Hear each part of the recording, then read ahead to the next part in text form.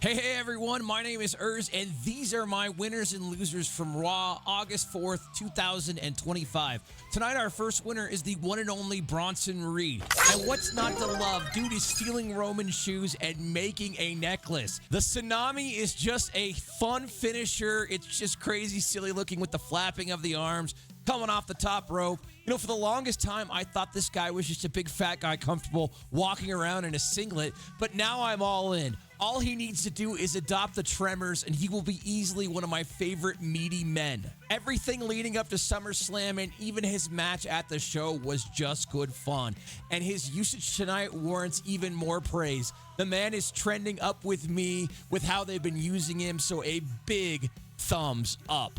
And our first loser of the night, it's Dragon Lee. Let me get this right. At SummerSlam, his job was to argue with Xavier Woods over a slice of pizza. Now he's getting a full-on jobber entrance with the multiple El Grande Americanos interfering. I just don't know. This is the guy that retired Jushin Thunder Liger, and now he's just some random jobber in WWE. It continues to be depressing and a downtrend for this guy. A big thumbs down here.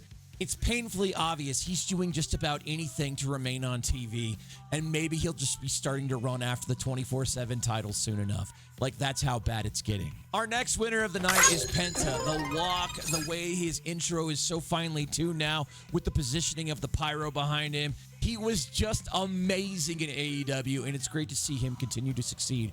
The overall kookiness of the New Day with him pairs nicely with him grabbing the hat, doing the walk with the hat, and then hucking that thing through the ropes like with some pinpoint accuracy. The man is locked in, and I'm all here for it.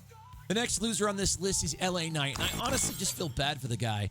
He feels like WWE's biggest bridesmaid. He finally gets a moment tonight to shine with the match with Seth, putting on a very high work rate match, and then immediately is taken out by Punk, and then Roman shows up, and by the end of all that action, you could barely remember that LA Knight had anything to do with it. Back to the winners of the night, I'm going to go hand this one to Nikki Bella. I'm not the hugest Bella guy, but you know what? I'm sure they had to seek her approval to let that Cena joke fly. And Becky nailed the delivery, and the crowd just ate it up. It is some deep behind-the-scenes lore, and Brooklyn just loved it so much. Kudos to Nikki for being a good sport, allowing that whole thing to be written. And I'm sure the writers came up with that because there's no way I believe Becky could ever write such a thing. Let's do a quick honorable mention here. Seth and Becky's stylist. It is cartoon levels of cringe here, and I just can't get with it, guys. It's just too much. Can we dial that back like 500%? Turning back to our winners, we've got the OTC Roman. The man makes everything he touches feel important, and he rightfully should. But let's give him props for taking the spears, for agreeing to have his shoes stolen again. And again, 3 tsunamis back to back to back. The selling he was doing after enduring all that was just so amazingly top-notch. He continues to be WWE's gold standard. Our final loser of the night is Paul Heyman. The promos haven't been great recently. This feels like a weaker copy pasta version of the Wise Men. I don't know. Maybe I expect too much of the guy. Maybe he needs to go on cooldown for like an entire year so we can appreciate him again. I'd still rather hear him talk over Seth, but that margin is shrinking weekly. Overall, a very fun episode of Raw. A solid 7 out of 10 as far as Raw standards go. It had some nice beats, some fun matches, some fun moments. Everything felt just fine to follow up SummerSlam.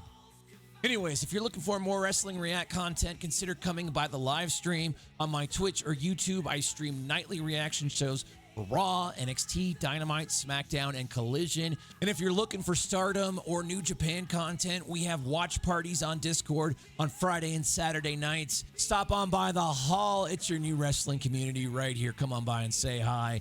That's it for this video. Enjoy pro wrestling. Be awesome to each other. Blue Thunder Bombs for all. And all that stuff. I'll see you next time.